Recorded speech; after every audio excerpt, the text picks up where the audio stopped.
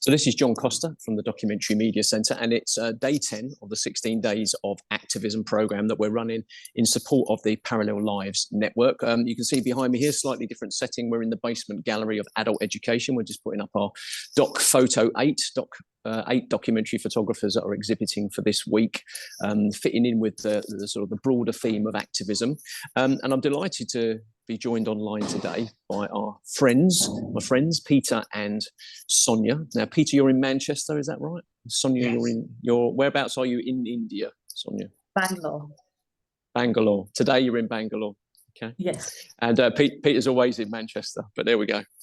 Now you guys are from the Afro-Asian Critical Psychology Forum, and we've known each other for a while now. We've done some conversations and stuff, and one of the things that we've kind of collaborated on recently is this new film that you guys have created about South Korea and autism and a particular incident that happened. So we'll end on that, because that way I think people can then get a little bit of an understanding and then actually watch the film itself, which is now being created and available on YouTube. So we'll make sure we put the link below what we talk about. But when it comes to activism, obviously it's different things to different people, and some people it's very much about protest and sort of, making placards and going out on the street and direct action. Other people, it's more about, well, I want to move beyond the like button on Facebook and just know what platforms to follow, because they're, it's everybody's telling the truth, but it's more about, who do you trust to tell you the truth that is not exploitative, manipulative, that kind of stuff. So for me, I think, activism's a really interesting one, because people go, oh, yeah, I know what activism is. It's, oh, hang on, and it's all these different things. And I know that you've both chosen a topic each to particularly focus on. And Pete, will come to you second, because it's about ticket offices. And that's really interesting, because I was talking to Sarah Riley on Sunday for the International Day of Persons with Disabilities, and we touched on things like, being able to access support and stuff, and the ringing of the bell to get into the bank, which seems very bespoke to you, like, ring us for assistance. And it's not, but I just want to come in to the bank. I don't want to be rung for special attention when you're ready to come and let me in, type thing. So we touched on ticket offices and that ability to be able to, as soon as you do something that apparently is accessible and accommodates people with a whole range of disabilities, you actually make it easier for a normal person, in inverted commas, to be able to have a smoother time. I do not use ticket machines. I'll always go into a ticket office. I was having a chat yesterday with a guy standing in the co-op, and we both had 2 items each, and one of the tills was free, and he said, I never go to that. I'll go to the young lady. I said, well, that's why I'm queuing. So we were a queue of 2 with 2 empty machines waiting for this lady to be able to service, And I don't know if it's an age thing, or it's just you feel more confident, whether it's my hearing, all those things. So I think that's really interesting to talk about ticket offices. But we're going to start with you, Sonia, talking about Manipur. And, this is one of these things I've been following as well, quite a lot, see what's going on. So I'm very interested to hear not only your take on it as well, but, your view and how it fits with, what you do and in your general context. And again, as I said, I see both of you as experts in these areas, because it's about a genuine interest and experience of it, and you both bring quite a unique take on it. So hopefully with that introduction, we can head off to you, Sonia. Is that okay? Yes. Thank you, John. Thank you for inviting us. So Afro-Asian critical psychology, I like to think of myself as the scholar and Peter as the activist.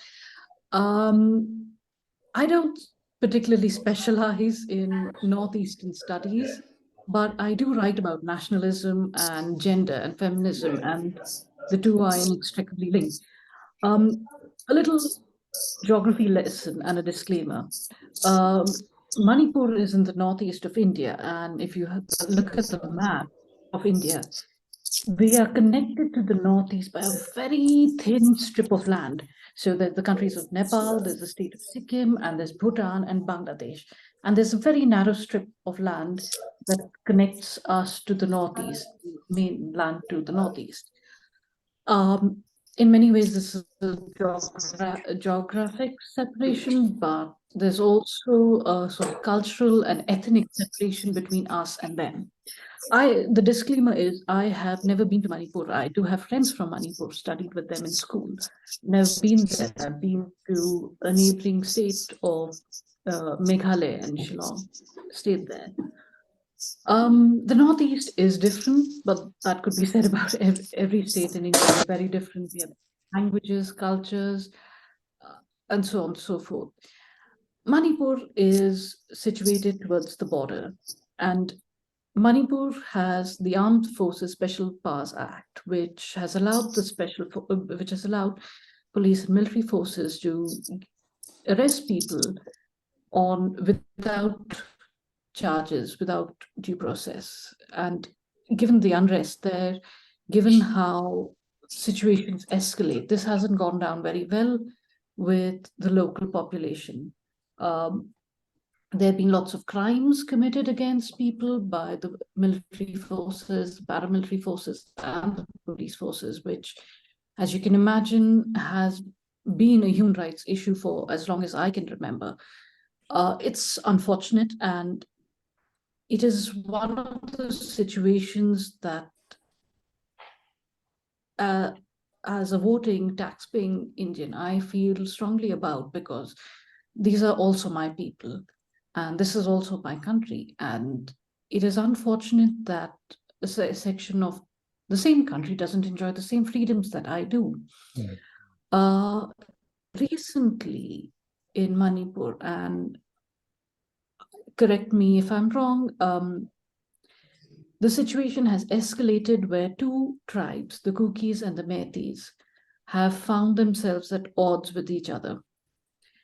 The situation is based in ethnic clashes, but also religious clashes. In the month of May, we saw violent protests break out, and short of, you have to call it genocide, that's what it is. It is horrific. The images that were on social media were extremely graphic, with human remains, blood, fires, charred, perhaps bodies, perhaps objects, parts of people's homes, churches, properties, and automobiles being torched. The two communities came to a head because of reservation. For those who don't know, reservation is a form of affirmative action in which minority communities, such as scheduled castes, scheduled tribes, can get certain reservations in various jobs and educational institutions. And the Meiteis are the dominant group. They're Hindus, also considered scheduled castes and scheduled tribes. And this is part of a larger issue in India, that even though we are Indian, we do have various hierarchies of caste, culture, and these have led to various tensions and crimes against communities. The Kukis are mostly Christian. This was brought on because of calls for reservation, with the two communities clashing, and it has become ugly. It has even become ugly in certain sections where we are talking about a different kind of nationalism, and that is Indic nationalism, in which we believe that indigenous religions, or people who do belong to indigenous religions, should get reservations. Those who don't belong to indigenous religions shouldn't get reservations. Indic religions being Hinduism, Buddhism, Jainism, everything else, that is Christianity, Islam, Christianity and Islam being foreign. Sikhism also comes under the Indic religion tribe. Now, in theory, all of these sound great when we talk about pureness of culture and pureness of ideology, but people's lived experience, their beliefs and ethnicities are complicated. People intermarry, people have different kinds of beliefs, even within a religion, people have various ways of believing or not believing or selectively believing. But the issue remains where a large part of the Northeast has been deprived. Northeastern people are treated very poorly. In mainland India, they're usually called Chinese. Various rude hand gestures are used to to show that they have different eyes. Various other slurs are used against them. There's been a spate of violence. They're thought of as loose moral, and people who don't have any values. Northeastern women do have it particularly bad in main India. I'm not saying that we don't, but there's a way in which arguments women wear Western clothes, they drink, they smoke, they have a different society. They're less conservative than the rest of us. In the midst of this, there have been bans on reporting about the violence. Some cases of violence were horrific and purposely designed to be so. They were filmed in certain ways, and as with all cases of violence, these are always enacted on women's bodies. Women have been brutally attacked and raped, with videos of them circulating on the internet. It is very disturbing, and this goes beyond ideology of anything. One can believe in a certain ideology, but when these play out in everyday life, this is extremely unfortunate and horrific. The situation has been underreported in India. We've barely got news. There's a polarization in reporting. What I do know is from people who've been reporting on Twitter, people in the community who've been reporting on Twitter, who may or may not be living in Manipur, people who are from the community, because there have been bans on telecommunications and internet bans, which, again, we're a democratic country. This feels deeply undemocratic. And very isolating. This has been happening since May. We barely get any news. We don't even get a little blimp on the bottom of the news channels. It's horrific because while other conflicts usually make the news, this doesn't. This hasn't. So in so many ways, because this is the Northeast, because these are minority communities, these are scheduled castes, scheduled tribes, there has been layer upon layer of how this conflict has been ignored. And there has been such a tremendous backlash against anybody reporting, which is also a cause for concern. We've had lots of attacks on journalists reporting on issues that don't agree with the regime, which is deeply unfortunate and very worrying as a trend. And in the case of Manipur, I feel the world has forgotten us. And the world has forget the world. Even India seems to have forgotten this issue. And it's deeply worrying how it keeps continuing. Okay, can I dive in there, mate? That's it's a really good context that you've given there. Like I said, it's come on my radar really for a few reasons. First of all, was genocide, and genocide that came through my kind of genocide roots, if you like, conflict memory, and education project, and then obviously the caste system in India, which we have the class system here, which we've tried to get rid of through meritocracy, and we seem to be more class driven than ever in the UK. But of course, our class is more about you're the wrong class, mate. It doesn't really mean religion, religious divisions, which we've seen in Gaza at the moment. I'm very minded of petition. Some of the violence that was seen after petition through everyone saying, well, the people on the right will move over to the left and the people on the left will move over to the right. And you go, yeah, but they've gone past each other. And millions died. And it seems very much as well within that caste system and that nationalism, which is not doing anything down to India internationally, that because of who these castes are and how they're considered within the system, it then comes down to who's worthy and less worthy. not Yes. only to be reported on, but actually to be helped. And of course, as with all of these things, the further away that you get from the centre into marginalisation, and of course, it doesn't get much more marginalised than some of the women in these caste systems, then suddenly it's the only reason it gets reported is the horrific level of sexual violence that's involved, bordering on, the actual kind of sexual element is irrelevant because it almost seems to be sadistic torture. And it's almost like, well, actually, let's commit that afterwards, if you like, because it's all about playing out social media, and because we know that we're going to make something horrific that's going to go viral, which is a whole different conversation, I guess, about how the role of social media, how it played out in Myanmar with the Rohingya, sort of, getting people to attack them and drive them out. What we're talking about here is not driving people out. We're almost like talking about systematically taking people out, and making it as horrific as possible. So, I mean, from your perspective, I mean, you've given us a very kind of deeply personal view of it there. I mean, is it something that's whose responsibility is it to make it more? I'm not even talking about making it an international thing, because I guess we know about it internationally. You're saying that the issue really is internally within India's media structure. Is it going to take someone famous in order to come along and call people out, which I think it's happened as well, particularly if there's any of these actresses from Bollywood are involved or come from that community, as they do, or do you think it's something that needs to be led by some of the senior politicians from the centre? But is this really just playing out and doing their work for them?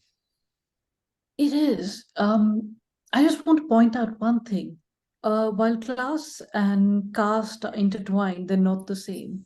So, I could become a millionaire tomorrow, and that would be fine. I'd be a millionaire. I'd jump a class. I can't jump a caste.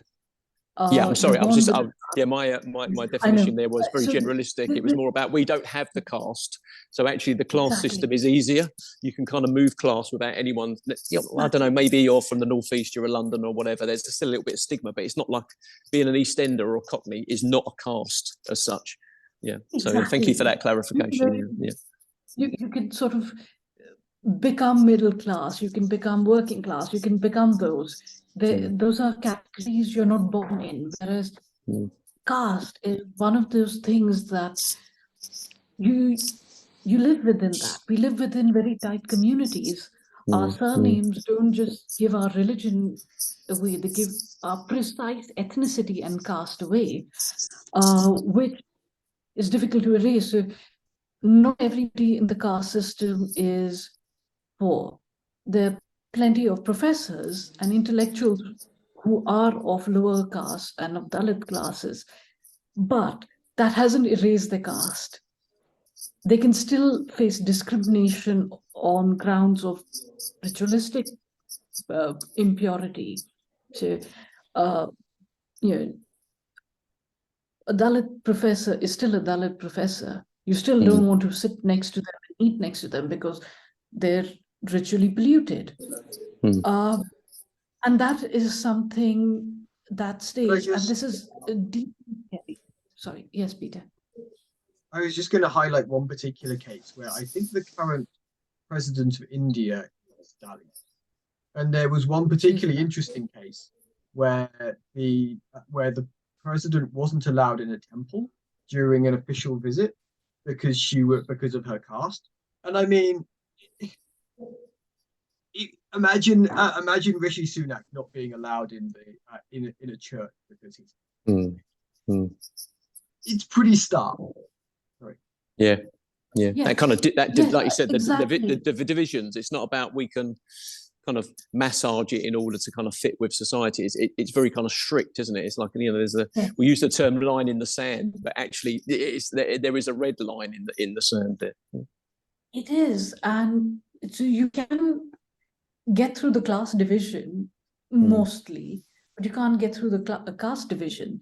And similar things, we are seeing the rise of the right. We're seeing the rise of religious nationalism, which is horrific because it places certain citizens as anti-national, seditious, traitors, and foreign.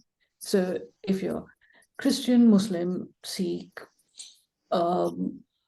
the Jews and Parsis are very small in number, but if you are any of those, you're suddenly somehow doing horrible things, you're plotting and planning. And we've had genocides against communities for as long as I can remember, which is getting to be quite a while now. Mm. It is scary because these things mobilize very quickly. Mm. You just need a mob. There they are. They're torching people's homes, killing people, unleashing violence. And it is frightening because, on the one hand, we are seeing a sort of golden age. We are somebody in the British cabinet now. While we may or may not agree with that, we're not exactly the poverty-ridden nation of the 1940s. We have Indian professors in Harvard and Cambridge and everywhere. We have people representing us in the diaspora is somewhere. But at the same time, we are going through something deeply frightening, and it should be, because hatred and nationalism can mobilize people like nothing else can. People can very easily react to something, and it keeps building up. The idea that somebody is plotting and planning against the nation, or is a threat to the nation, or women trying on something new, or women entering the workforce is scary. The backlash is horrific. And it's in everyday life, when we see women being attacked because a couple of them, young women, wanted to go out and have a party in a discotheque, or they had a drink, it is frightening. It's not good for any of us. This was about 15 years ago. There was an attack around Valentine's Day, and this right-wing outfit in Mangalore said, women caught in pubs will be thrashed. Why does somebody feel the need to attack women for being out legally? Again, they're all legal adults. They're allowed to drink. That's between them and the person they're paying for the drink. But the moral nature of these issues keeps coming up, and we keep harking back to this idea that we didn't have this. This is Western culture. We need to decolonize. We need to go back to our ancient roots. Well, the ancient roots were not so great. And if these are the ancient ones, then perhaps not. And it's the same with the Northeast. We've had so many incidents, and I do remember the way some of my friends from the Northeast were spoken to. We were young, we were kids. Teenagers are children. We're stupid, but we're still children. The way they are seen and the way the rest of us are seen, and that has an effect on people. The way young women in the Northeast, from the Northeast, are sexualized, they're thought of as degenerate. Same with the men. That level of dehumanization has also led to the apathy we're seeing now. That, are they really Indian? Why can't we? It's fine. It's fine. The special forces will take charge. Something might happen. Or, we don't care. And yes, you're right. Perhaps we do need more voices coming out, but so far, they're independent journalists, they're independent professors, activists, but not anybody prominent.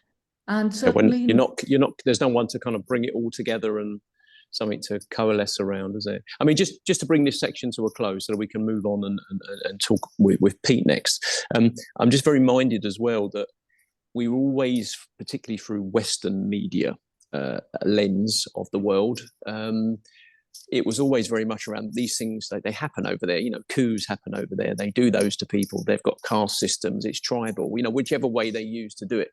And of course, it was always the fact that democracy was the best and democracy was the answer. And then I think the whole January 6 thing in the United States just made everyone realise that if it can happen there, and of course, it could quite easily degenerate into their second civil war, which people forget about in the United States, that it can happen anywhere. But also, I think one of the things that when you look at January the 6th, if you juxtaposition that with what's going on at the moment in Gaza with Israel, where international law is unable to stop, which quite clearly is, it's not just going after people that are bad people. Now we're talking about the systematic eradication, the genocide of people that are defenseless, who in essence were not only in an open prison themselves because of who the occupiers were, but were probably kept within that prison by this group of people that ultimately carried out the opening attack on October the 7th.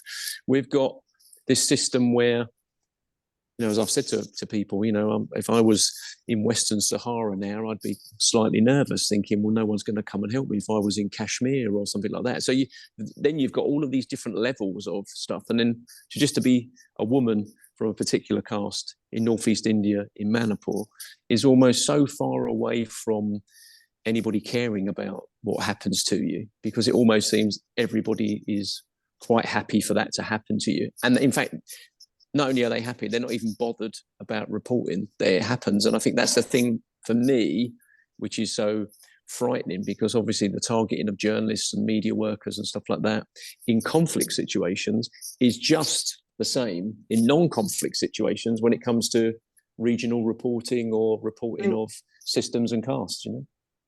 Could I say something from a strictly British perspective?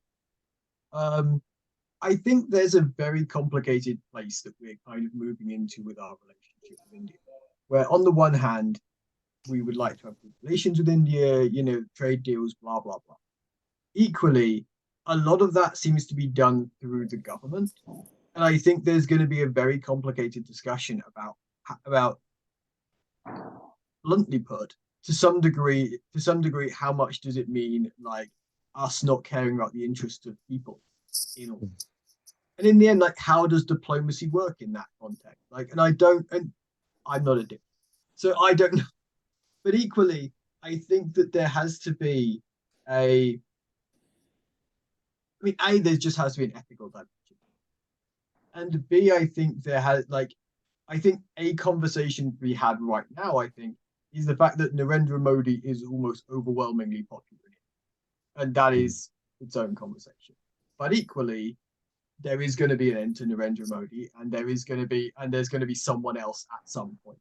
And in the end, like, we can't tie British relations to Narendra Modi so hard that, like, whoever comes next just, they end up going, oh God, the British were entirely entangled in all of this, like, in all of this, that stuff. Like, I don't know what the answers are, but I do think that, yeah, it's an interesting one, because Modi was very successful in the state elections, wasn't he, in the last couple of days, and they're talking about another 5 years, 5 more years. There we go.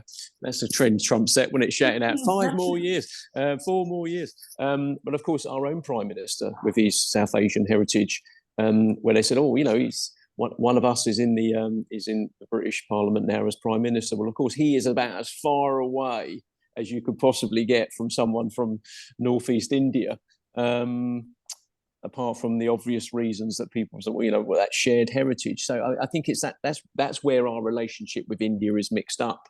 It's not only our historical connections through colonialism and imperialism and the British Empire and stuff, but also the fact that India has become an economic powerhouse in its own right.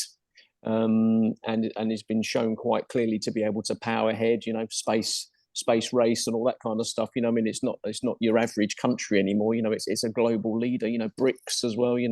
And so I think us wanting trade after our Brexit as well, all of that is wrapped up in this kind of complicated situation, which makes it very difficult to report on any challenges in a particular area or in a particular caste or geographic area. And I think, and I said, we've scratched the surface, and I think it's one of those things that maybe we can revisit again as we go forward at various times. International Women's Day is in March, that's just around the corner. Maybe we can pick it up again and kind of almost like collectively go off and try and find something that we can use again to talk about. So listen, thank you very much, Sonia. Very impassioned as always, and you know, I said, and please forgive me that the short amount of time that we've got to talk about it does not mean that it's not an important subject. Is that okay? Well, any final comments from you, Sonia? I want you to have the last word on it, really. So, yeah, you sure? Well, all I'll say is the people reporting about this, they're on social media, they're on independent media. So please read those reports and support them in any which way you can, because they're having a hard time and they deserve our support right Brilliant. now. So any of those links that you send through to me, I'll make sure that we put into the blog Sure. post as well. So if you want to have a think about that and then maybe ping them over to me, that'd be great. I'll be posting this on day 11. Okay, great. So let's go on to Peter, which we could turn around and say, well, actually, now we've had the serious subject, we're now going to talk about ticket offices. Well, of course, ticket offices aren't just as important, and again, is very much based on the haves and the have-nots, because we're automatically assuming now that you've got a debit card linked to your bank, which means you can actually go and buy that. And you know, it's quite terrifying as well to go into a ticket office and find probably very soon that they don't take cash at all. And I'm not sure that's not going to be a way of, you know, punishing people and stopping them from traveling because maybe they're on benefits or all these sorts of things. You know what I mean? It just seems to be an attack on people's choice, really, when it comes to ticket offices. And it's also just the latest line of things about, you know, self-service in supermarkets and stuff. And there was a fantastic joke the other day where someone said, I was sitting in the staff room at my local Tesco's, and someone came in and said, what are you doing in there? They go, I'm working and having a rest. And they said, but you don't work here. He said, well, I've just used the self-service, so I thought I'd done a bit of work. You know? So it invited himself into the staff room, which I thought was quite funny. But it's a similar thing, isn't it? People's about choice and being able to access stuff in a way that you wish to choose. It's not genocide, but I do think that there's an interesting aspect to this where, in some ways, I think the Manipur and the and this issue are kind of at the opposite end of the kind of activisty, in terms of, I think the Manipur issue, it's yet to actually, there's no narrative. There's facts, there's truths, there's stories. There isn't really a narrative which could be described. Whereas I think that in many ways, this is an interesting topic, because in some ways it's almost like the hard-edged sides of it have happened, and the government basically, first they slow walked it, now it's basically been written out of all contracts, and so in some ways, for now, it's like it's a success. But equally, like, I think that it's worth saying that it wasn't inevitable. And it took a great deal of people working very hard behind the scenes, doing a great deal of like getting journalists out and like actually like creating that narrative, doing the reporting, gathering the information. And then, you know, you go through the various stages of kind of protesting in the street. Like, one of the things that I did was I put a petition into number 10, which again, that is an enormously bureaucratic thing. I went down from Manchester, so they had groups coming from all the way around the country, and again you have to tell number 10 that you're doing this like a couple of weeks in advance. You have to book your spot, and you know, I think they booked an entire day's worth of spots. So again, this all leads to where, like, any of these kinds of activisty successes that actually do happen, they are not inevitable, and they require an enormous amount of effort from somebody, and from somebody with significant levels of skill and, you know, time. Like, and I think that there's it, and I think that, and this creates some issues around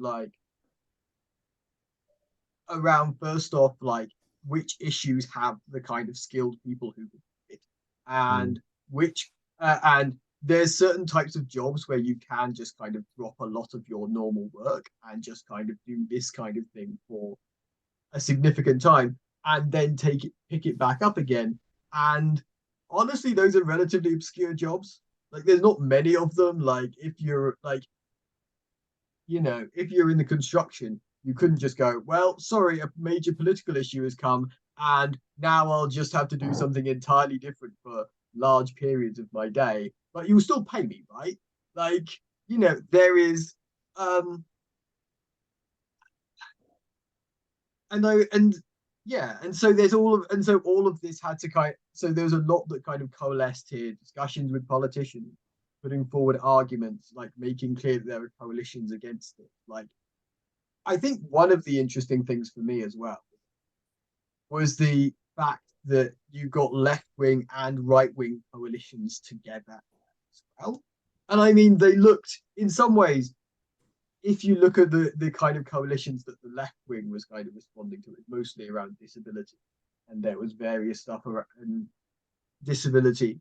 If you look at the various stuff, I think the right wing responded to a lot more. It was actually old age pension.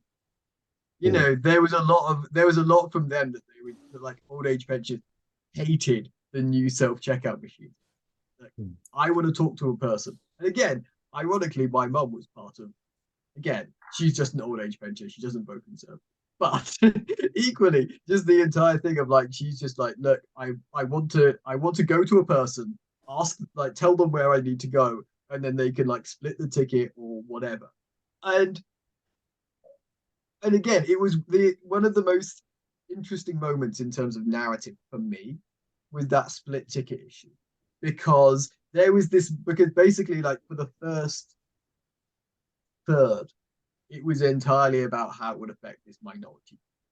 And okay, fine. And again, that was a narrative that kind of, and then there was this kind of very interesting moment, and I think it was the guy. I would again, it was interesting how the different rates at which different journalists kind of got into this, but there was but when the first like middle-aged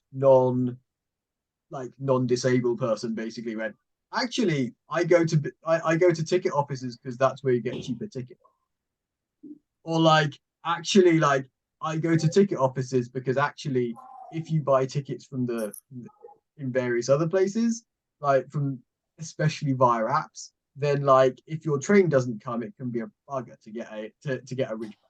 Whereas if you just get it from a ticket office, you can just go back and like they give you the money. Like, and so again, there's this interesting thing where like once a narrative reaches a certain level, it's like then immediately other people go, actually ticket offices, I think that affects me. And then you get this kind of, then you get this kind of second narrative where the first narrative is kind of, oh, it affects somebody. And then you get this guy, and preferably you go, it affects somebody I care. And then you get onto the second narrative, which, oh, this affects me. And then so getting, and again, like getting it into these things, it like, but yeah, that largely takes place in the media. And it's interesting, but I think it's as much an effect as a cause in some way. Like journalists go along with things that they know have an audience that already cares about them and listens to them. And especially when you're talking about the Financial Times or the Times, or a lot of these kinds of middle class newspapers, they're not looking at they care about upper middle class audiences who are reading their articles and like getting things that they. But I also think that there was a great deal of conversations with newspapers, conversation with politicians, like I think that there is a great deal of kind of middle class activism where it doesn't involve waving placards. It involves explaining to someone in a very calm voice why you think this thing is important. And I think that honestly, the most boutique aspect of that is the going to number 10 and putting in the petition. Because honestly, the petitions are about that. They're really like they're hefty pieces of paper because you are. And again, in some ways, I don't think Rishi Sunak ever saw any one of the petitions that was given to him that day. Larry the cat may have seen them. I have faith that Larry the cat cares about them.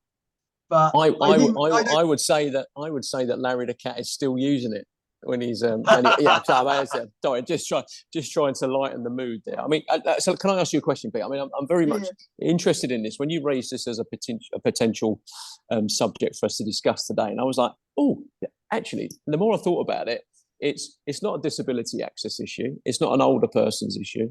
It's not an old guy with grey hair issue. It's, for the first time, people from both sides of the political spectrum could come together around an issue that you could get really proper angry about because it affected you, someone you knew, or your parents, or a veteran, and not really kind of have to come down on the side of politics. It was almost like, it's common sense. We should have a choice. And we very rarely get something that brings people together like that, do we, Sonia? I will say right now the government's very unpopular.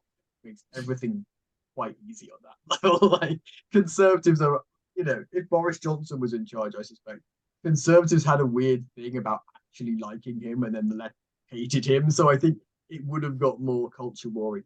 But I will equally say, I think that I was going to say something, and I'm not sure you're ever going to hear it. But sorry, Sonia. Yeah. You think that up. What I'd say is, as somebody who's still not very used to technology, I like the idea of having people around in places like this, because it's anxiety driven. You're getting to some place first thing in the morning, or last train at night, or any time. If there's somebody at the platform, if there's somebody at the ticket office, and you go, well, where's this platform? I can't see the number. And they very calmly explain, well, that's the platform you're looking for, or take that train instead of this. And I found that people have been helpful. The times I've taken the last train out from somewhere, and they've gone, right, you missed that train, but that's not the one you really want. Take this one instead. Or they said, this, you're better off taking this journey than that. And it's little things like that that make traveling easy. And given that I didn't know part of the country, traveling to a small town, you have to change 5 trains, or you go to the ticket office and they say, well, take this one and then change to that one. That's easier and that's cheaper, and that's, chances are you're going to catch that train, or you're better off with this route. If you're coming back, take this train, and so on and so forth. I think we've undermined the human element with all these technological things. We've got this idea that technology can never make a mistake, and it has all the answers you need to deliver a service. I mean, anybody who's used a supermarket self-service checkout knows it's harder to do that. It takes longer than it does to just put your items through a till with a person, say hello to them, maybe have a small conversation, and get your receipt. If there's something wrong with the receipt, or there's an item you change your mind about, or it's not scanning properly, there's somebody at the till who knows what to do next. Do you want a bag? Do you want 10 bags? It can make that decision. Same with any of these technologies. We assume that these will be hassle-free. The number of times e-wallets are the latest thing, things like Google Pay and various apps are the latest thing. And the number of times I've seen people's app glitching, it's quite worrying, because that's money gone out of your account or not gone out of your account. Where is it? It's hanging somewhere in middle of nowhere. Whereas with cash, it just goes in. There's a record of that. You give 20 pounds or 20 rupees, it's exactly that. You're not stuck because of the internet. You're not stuck because the self-service machine can't scan an apple or something of that nature. Same with the ticket office. What if you aren't sure how to get to a place? What if you don't know every city or town? What if you find it hard to touch those screens? They're not the easiest things to use. And if you're not used to technology, they're absolutely frightening. And I say this as a non-pensioner. So for somebody who's not grown up with touch screens, I can imagine how much more intimidating those are.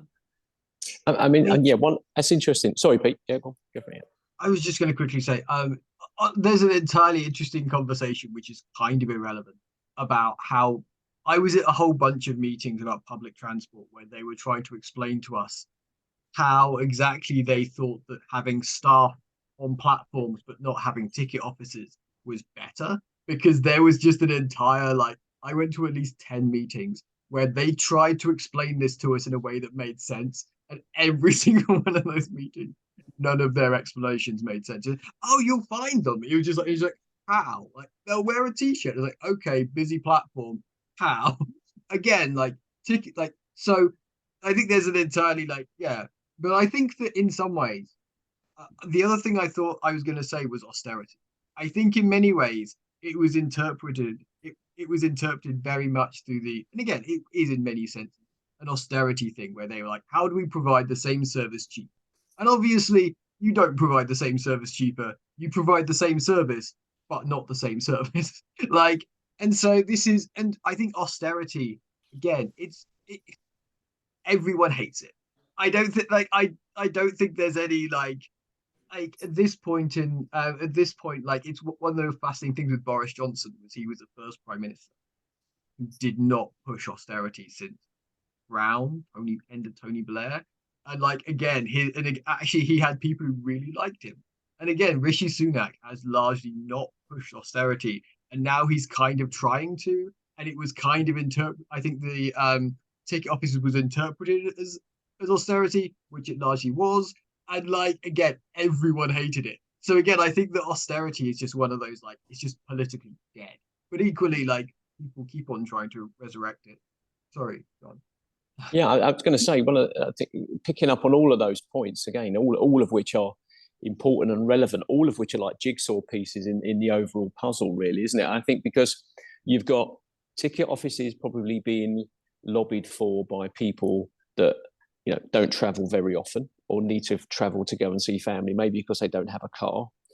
We're not talking about the people that commute into London from the southeast who automatically renew their tickets through their app and probably have never been to a ticket office ever because they don't need to. You know, their annual pass of £1,600 is paid for automatically by their employer.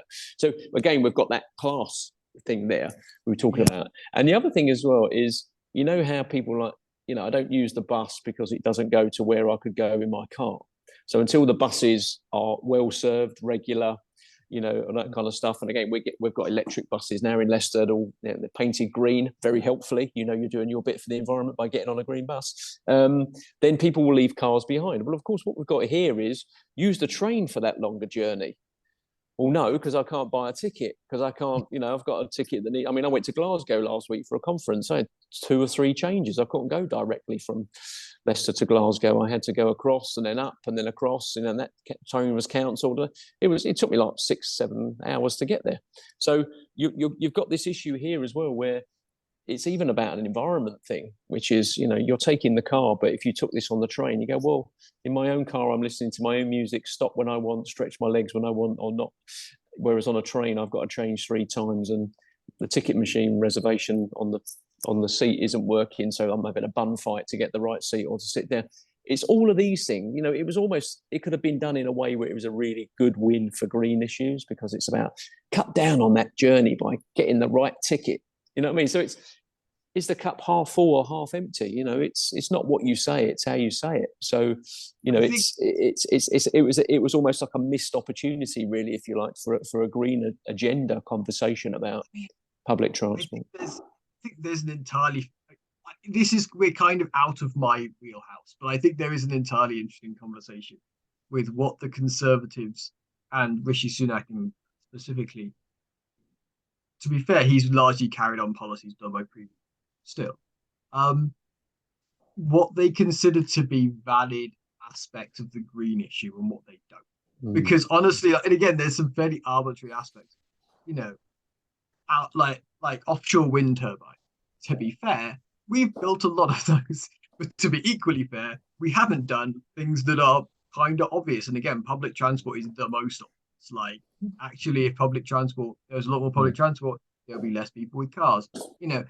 And so there's just a lot of these kinds of arbitrariness with, like, and again, in part, I suspect that this is the Tory voters going, with like high tech, green issues equals high tech.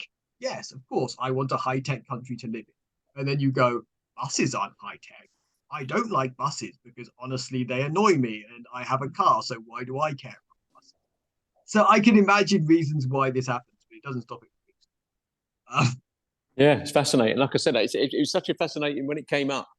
It was almost like I knew why Sonia would want to talk about Manipur, and then when you mentioned about ticket offices, I was like, well, it's a bit random. And I started thinking about it. Absolutely, it's completely and totally about, you know, activism and people also using those democratic processes, you know, things like petitions and stuff like that. Most of the time, I think, which when it, you know, people understand freedom of information because it's like, oh, someone who's qualified and knows what they're talking about will ask a department, and that department will either not get back to them or they'll get back to them with fudged figures. Whereas this kind of, you know, so many people on a petition and then it triggers a conversation in Parliament and like people are like, oh, yeah, that will never happen. And what kind of questions get answered? Whereas actually people almost like tactile, almost like the old days of Amnesty International writing to your MP. So, you know, putting your name on a petition that, you know, someone, you know, is going to take down to Parliament. And, you know, we very carefully manufacture those people walking in with their kind of petition to hand into, like you said, the cat and the bobby knocking on the door and all this sort of stuff. There's almost like there's a bit of British tradition there, which is, you know, why wasn't it at the opening ceremony of the London 2012 Olympics, which was someone handing in a petition, knocking on the door? Everyone go, I totally understand why that's there. That's something that we do. We're a democracy. I mean, there's a level here where I think there's a lot of petitions and things like that are in a sense theatre, and they are undoubtedly but I would equally say that they are theatrical of a deeper point, that enough networking, there's enough of a coalition around this issue. There is and again, we were doing this on for organizations, and there was just all day there was organizations going in and out, putting their petitions from all the way around the country, representing, you know, collectively probably, you know, millions, a significant portion of the population. So, and this is it. So like there's entirely, I do think that there's entirely interesting conversations about, there is people who have serious skill set in terms of making this kind of thing happen, and they came together in this context. And I think that those skill sets are both underrated in many ways. I mean, I think there's and I think that it's how you actually bring them together, and what that social network looks like, how you get coalitions that make politicians and Parliament go, oh yeah, we want those people on our side. It's worth more to us having them on our side than the other side. And I think it's interesting as well, because you're talking about, you know, in 2023, we're talking about technology. We've already spoke about technology and its impact, you know, on sort of, you know, good and bad. But what you've got here is an opportunity to use social media in a positive way to bring coalitions together, which we still struggle with. And you're talking about almost going retro and vintage on a CFP, which is people signing things with a pen and it being put into a document that's printed and then handed in, which is assuming someone's going to read it, as you touched on as well. It's interesting, isn't it? There's still that need for both. Technology isn't the answer, or just the answer. In point of fact, apparently the petitions were, I think they were actually done online, but they were printed out and they were put in one of those manila envelopes and all that kind of thing. So it makes it real, doesn't it? Do you think to people it's kind of real then in the media perspective, isn't it? I do think something real that's not just a digital document. I do think the fact that people from around the country came down to London and were willing to basically all day be outside number 10, outside the gates, outside of the number 10 streety thing. And we were protesting, and then we went in, and again, this is not just, I think there is a level here where this is it took a serious, it was inconvenient. I had to get up at 4 a.m. in order to get down to London. And then it was a case of okay, how do I, there is a thing in which if people are willing to go to this much sacrifice, and a serious amount of people do this much sacrifice from lots of these organizations, that I think that entire thing says something unto itself. And so, yeah, I do think that sacrifice element to it, it has a voice. within itself. Whether like, and again, Rishi Sunak never spoke. I never saw him. It was like, again, there was this really young security guard at the front entrance who I'm sure was like, I'm sure he was like their newbie guy who was just like who they had like loads of security guards all around the place with like assault rifles, and you have to go through like this like blast X-ray machine thing and all of that. It's just really like, but like, so we never saw Rishi Sunak in his pajamas or anything. Also, I was disappointed. Larry the cat apparently was scared away by the seeing eye dog. Oh. So he'd Ansgrayed in the morning, and like, so I never got to see. Okay, so listen, let's bring this part two to a close. Again, two fascinating subjects there, and maybe ticket offices saved round one goes to the populace. But I'm sure under austerity measures, saving money, and why would we do that if it was convenient for you? You wouldn't vote for us anyway, so we might as well just close your ticket office. I guess it's one of those things that it will be back and forth, and they'll try another way of nibbling the same apple core. So cool. Right, okay, so let's move on to our third and final one, which is about South Korea. And I remember when you first reached out to me, it was quite interesting because you were quite impassioned, I guess, as you both are whenever I speak to you, about this particular situation in South Korea around autism. So without going into a great deal of detail, because we're really trying to encourage people to watch the film and immerse themselves in it from that perspective, maybe if both of you could give me, and we'll start with you, Sonia, why this issue you felt was something that you would go, not so much over and above, because that means as if like you're not interested, but what I'm saying is the level of what you wanted to do, that kind of response, the translator, making a film and that kind of stuff. Why did you feel so impassioned around this particular subject and this particular story? So two issues. One, we've been working on, what does autism or neurodiversity look like in the majority world? A lot of autism studies are done in 3 or 4 countries. I won't even say the Western world, but the UK, US, Canada, Australia, New Zealand, more or less. And that holds sway for most of academia. We wanted to know what was happening there. And because Pete does a lot of work around this, we were curious. The other issue is with the new government in Korea, they're not so new now, they've been very anti-disability. Anybody who's protested around disability has had it bad. Politicians have made some extremely vile statements about why disabled people shouldn't bother living, the waste of space, statements to that effect. Against this background, there was this murder that happened in summer this year, whereby the murderer was called the forensic experts, and I say this deliberately with these quotes, experts said this person showed autistic traits. Now, as a psychologist, I find that offensive because whatever that means, it links disability, mental illness, and anything that we consider undesirable as criminal, which is a very, very disturbing thing, because every time we have acts of violence that we don't know how to interpret, or they're rather sensational, go-to explanation is, well, did this person have this particular mental illness, or were they influenced by this? There's a particular kind of psychopathy, and there's a sensational view about this.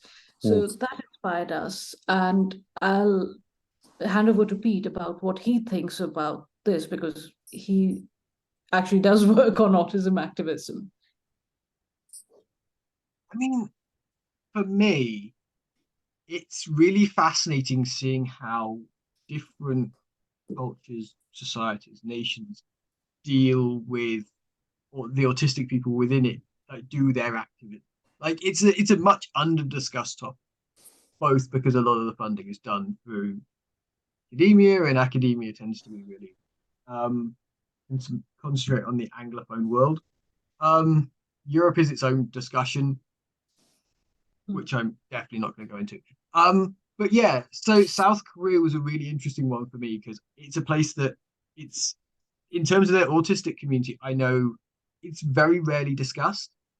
And it's kind of interesting because South Korea, like right now, it has this massive, like global, like cultural imprint. And yet autism is almost nothing with it. And that entire aspect of it was just like, okay, so where are their autistic people at? You know? And so it was, and so yeah, we found an autistic group, we found some autistic groups, and we arranged some interviews to have some chats with them because like, yeah, it was really interesting, like getting to know them, discussing tactics and that kind of. Do you think they were really surprised when you reached out to them, Sonia? I'm not sure, were they? I think So because it was out of the blue, we did write to them in English and Korean, and we did put a disclaimer saying, if you find our Korean terrible, please be warned, we don't speak Korean, and this is from Google Translate. So If you read this and suddenly discovered I've actually asked you for 2 free tickets to a BTS concert, that's not exactly that Blackpink concert. That's not the reason I was writing to you. Yeah. Put the English to Google Translate again, and maybe it'll come out with something different. Yeah. Because what I'm saying is, it's when you are a small organization, or actually you can be a big organization in a country but kind of be small on the global stage when it comes to having an opinion or a voice. And and as you said quite rightly, Pete, with the Anglophone world, as soon as it has to put itself through any kind of stress and trauma of translating what anybody else has said, or even translating yourself into someone else's language, they tend to just be within their own echo chamber and their own little bubble. So to be reached out to as an organization on the ground of activists with lived experience of autism and neurodiversity in South Korea, I should imagine there was as much intrigue as there was as, oh, this is interesting, we've been contacted as experts. So how did you approach the initial conversation about what you'd like to do? Because obviously you were focusing on these specific 1 or 2 stories, which were big for them, but I should imagine my first question would have been, well, how do you even know about that? What media did it come into your world? I would just say, this is what I was getting. Yeah, this is Twitter basically, and it's an interesting one because I think right now, again, Elon Musk really likes to he has a big impact in kind of how the West thinks about Twitter. But I think actually, I've seen relatively little discussion from a lot of our non-Western colleagues, and so actually, it's still a really good way of actually learning completely random news stories about places that have nothing to do with the West. Which, sorry. No, Sonia? I agree. Sonia? Yeah. I mean, we saw this. In fact, the year before, we had gone to a conference that was organized by organizations Peter knows about, and Three Oceans was also a participant there, as was Estas Korea. And we got in touch with Three Oceans and put up a statement. We were intrigued. We said, this would be something to talk about. You're doing work around this. We know you're at Autistic Pride in Seoul. So tell us about your work. We'd love to know about this. What's interesting is, and this is where I'd say, where there's a will, there's a way. Yes, we don't speak any Korean. They speak a little English, and they did find our accents difficult, but there are many ways of getting around this. Google Translate exists. Well, you made it work, didn't you? I mean, at the end of the day, we managed to record through Zoom some conversation and dialogue in a language that they were happy to speak in, which is their own. And then you managed to find a translator, and with a film has been pulled together, like I said, which I'll post under this YouTube YouTube interview. I mean, so what's the feedback been from Three Oceans with what you've created? They're rather happy. I think we're both, as a group, we're rather surprised because I had conversations after that, trying to discover how psychology has developed in South Korea. And, research is kind of one of those wormholes. You fall in, you look for something, you find 10 other things, and leads to something and something. And various things about reform in the mental health system, how certain psychologists have been treated both in North and South. Found somebody very interesting because Kim Sang-hee been looking for information about this person, the psychologist who trained in Japan under a psychoanalyst. Both came under the scanner of the secret police because this was during the war. And then during the Korean War, he had to flee because the North Korean regime didn't like any of this mind-boggling internal dialogue and unconscious mind nonsense. Flees to South Korea, where he has this crazy idea of reforming mental health systems and giving people with mental illness lots of rights and treating them well. So that didn't go down very well with the regime there. But it's fascinating how so much psychology is dictated by political regimes, and whether they're on either side of the divide, how do they view these conditions? Where does mental illness come into a political ideology? How do people who are different get seen within systems? The ableism. An interesting bit for me was, again, when me and Sonia were doing this research, one of the things that we dug out was the first psychologists in South Korea were trained by the Japanese during the Second World. Well, it was a bit before the Second World War when they decided occupation. Yeah. And honestly, again, honestly, there's probably an entire conversation to be had about the impact of psychology on the kind of trauma or obviously, there is the Japanese impact on Korea cannot be underestimated. And yet, in all of that, if you look at, they were taking in students from Korea to study in Japanese universities. And again, to be honest with you, I kind of love to actually dig in and write about that, because honestly, again, if you read Japanese stuff at the time, they are not subtle about their imperialism. They are not subtle about the Japanese are the best, and even Koreans are just inferior. So honestly, it must have been a time to go through to that be your first. And so for the individuals, it must have been intense. For the entire, so there's an entire conversation about how kind of Korean society kind of thinks about psychology, given that is the context of this. I mean, I would also say, and this kind of goes more towards answering your question, we managed to get this to a Korean professor of our that we know. And she used this in Busan in one of her lectures on disability in Busan University. Wow. So honestly, that's amazing, isn't it? Really, when you think about it. I mean, talking really of cool, positive outcomes, positive outcomes and stuff.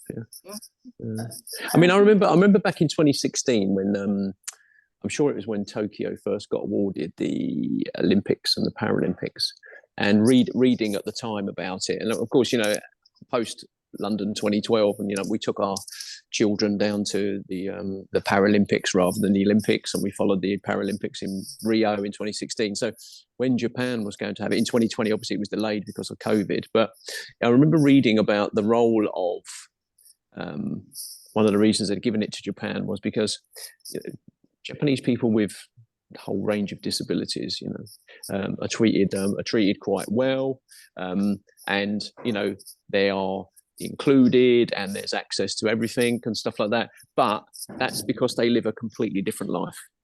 They're like parallel, they don't meet. So, you know, the ableist world does not meet anybody with a disability. So you can have all of those things, but you just don't meet at the same time. You know, there's no connection, there's no integration, you know. And this was something I was talking to Sarah about on the International Day of Persons with Disabilities, was about, so, you know, schooling, you know, postcode lottery for services, those kind of things, you know, blue badge, who's worthy, who's not. And it really made me think then what you were saying, Pete, about, you know, the impact of Japanese society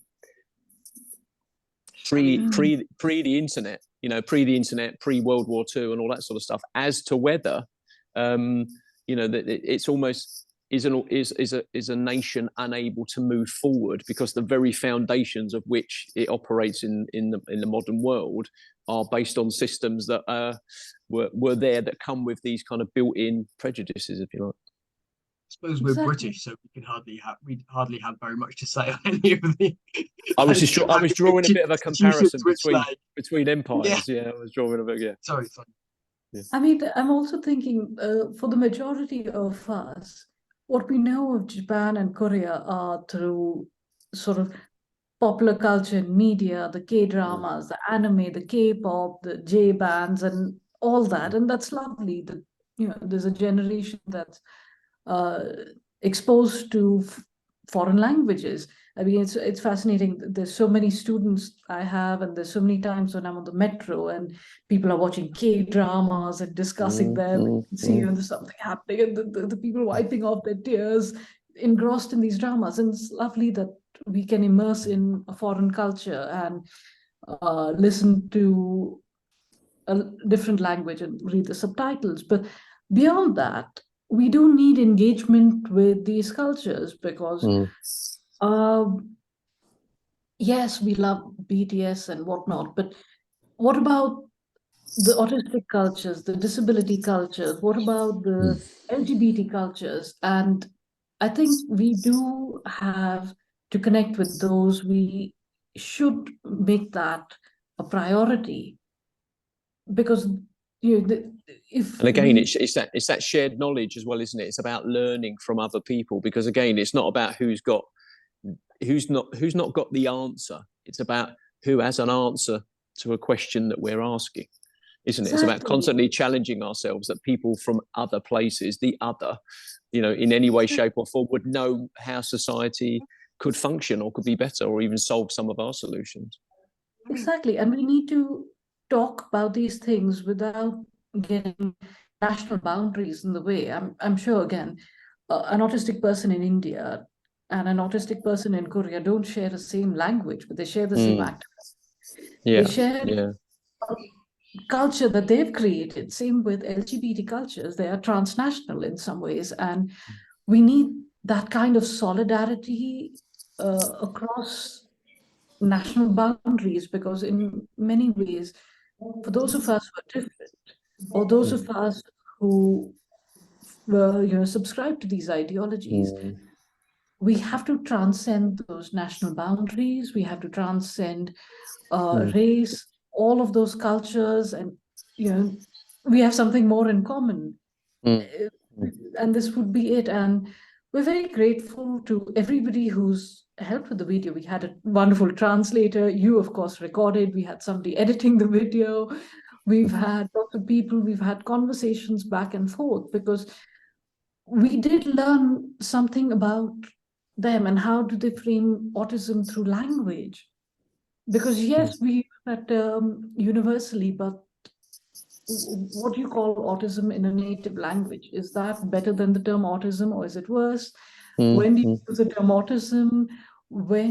How does autism get classified as well? Like, is it seen as a disability? Because then does your government give you something for that disability? Do they make accommodation, or is it just some kind of mental illness? In which case, you're kind of a danger or a threat to society. And in all of this, we need to listen to the autistic activists, because they can tell us something that psychologists like me actually have no clue about in most cases. Our diagnostic systems our textbooks don't prepare us for the lived realities of what autism is.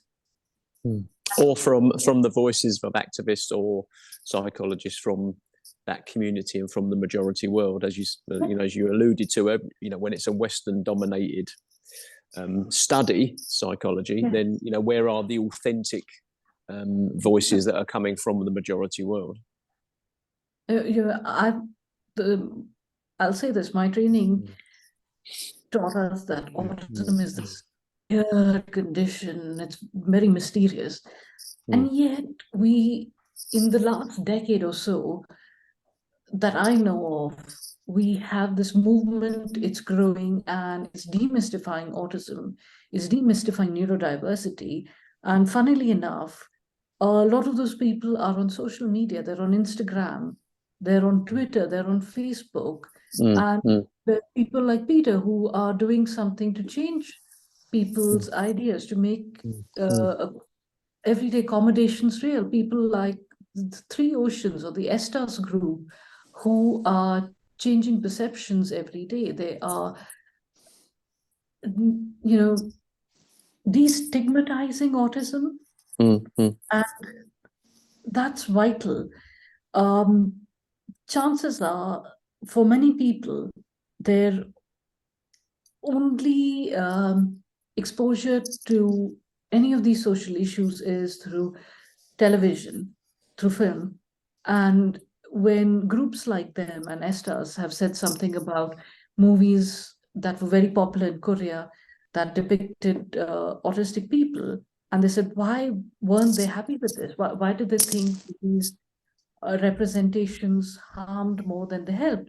Or when they talk about why calling somebody who's committed a crime autistic or with autistic personality traits, whatever those are, we need to listen to them. They're vital in telling us something about how we see crime as some kind of abnormality within the brain, this sensational thing.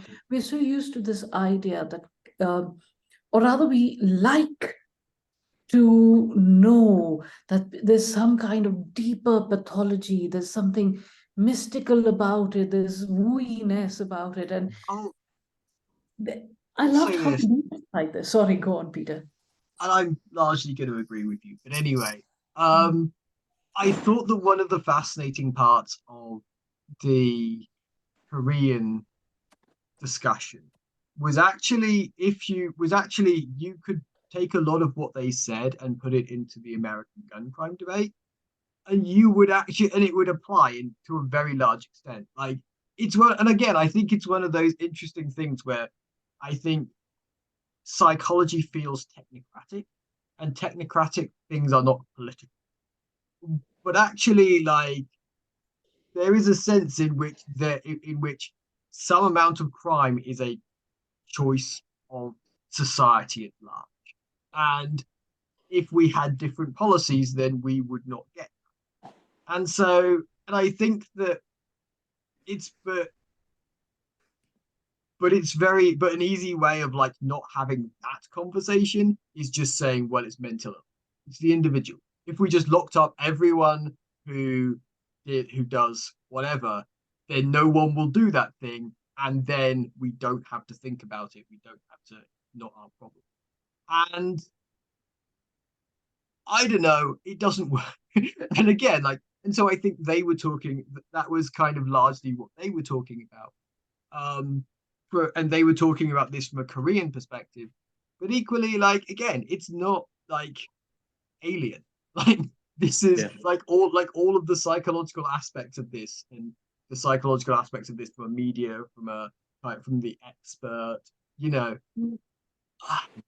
Yeah, I mean, I just wanting to bring it to a close now, really. I mean, the one I think I'd like to finish off just at the end as kind of from a journalistic point of view is the role that language plays in the way that, one, we report on this. You just touched on the media there, Pete, but also the stereotypes that are created in popular culture, you know, sort of all Bond villains have some form of disability, you know, all that kind of stuff. I mean, I know, for example, in the media here, you know, I mean, sort of, you know, schizophrenia automatically, all these schizophrenic automatically means that, you know, what you're going to do. I mean, just from each of your perspective, we start with Sonia first and then end with Pete. I mean, you know, do you think more can be done when it comes to, you know, training, you know, at a training level for the media, sort of, you know, college and university before they get into it, about, you know, the damage that words can do, even if you then go off and use them and you're using them deliberately, but, you know, that kind of vermin and sort of, you know, swarms of migrants, you know, all the terminology and wording that we have, suddenly picking on a particular condition in which to frame someone's behavior, is like turning around and saying, well, you know, every human's the same. You know, we can all agree they're not. So therefore, why do we think that this particular condition would make you just like this other person with a similar experience? Yeah, I mean, yeah, this is something, again, I come back to the psychology of it. Words like vermin and swarms and heaps and crisis do have a psychological effect. And, you know, nobody reads one report and says, right, I'm going to arm myself and beat all the migrants in my community. But it plays an effect in dehumanizing people every day. If you read something on a daily basis, if you read something about Manipuris doing horrible things, they're not like us, they're not this, they're not that, they're vermin, then when genocides happen, you're more likely to ignore them. Or when one person gets attacked on the street, most likely to say, yeah, but they kind of deserved it, right? Mm-hmm. And it builds up on the apathy.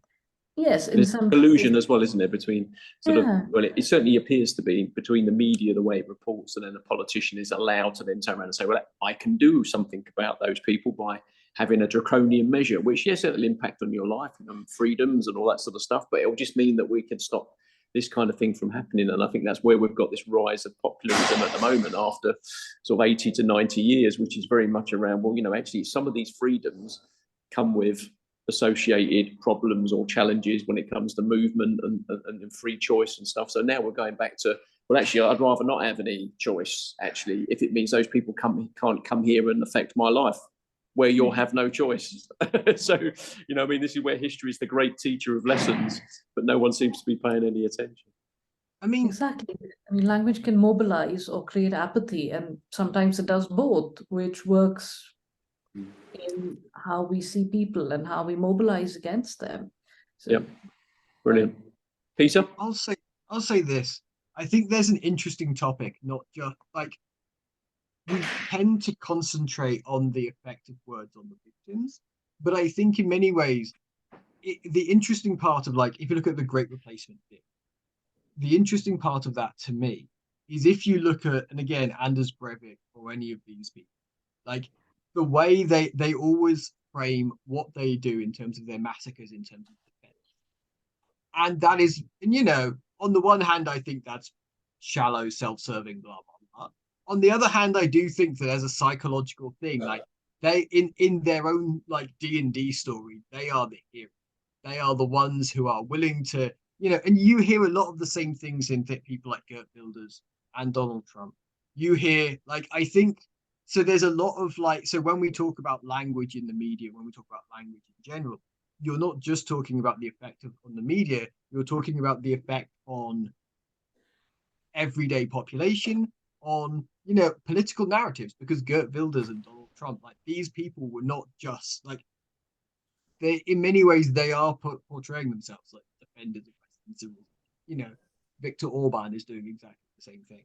Like, and basically, as soon as they start doing it, then it becomes not just a case of narrative in general or a personal mythology. It's thereafter like part of the politics. It's thereafter part of like, we as, you know, the Hungarian people need to be white because we are the defenders of civilization, you know, the last best hope of the West or whatever. I mean, it's all obviously, there's that you could like, you could, it's all nonsense, but equally, like, again, I think that, like, not just talk about it in terms of who is the victim and how do they take it, but like perpetrators systemically look at the words differently too.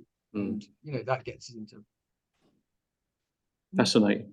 Listen, guys, thank you very much for, bless you, taking the time to speak to me. I do always appreciate the time you take, Pete, Sonia, for, you know, making time for us to talk on the Parallel Lives Network, and interesting conversations that maybe we can continue with, and check in on how ticket offices are doing maybe in a couple of months' time. But also, I think for International Women's Day, I think it'd be good to specifically pick up about Manipur around that, and also, I guess, some feedback from the Three Oceans guys about how they're getting on, you know, how that film's been received where they are, because ultimately, you know, people can engage with it, and it's, you know, hopefully help them raise their profile and raise their game a little bit, and also how it's been used, you know, maybe from your academic colleague, how it was used and received by her students at that particular conference. I think will be one of those things. And again, I'm sure there'll be many more things that we can talk about for many hours. But for now, thank you very much for taking the time to speak to me. See ya. Thank you. Bye. Thank you.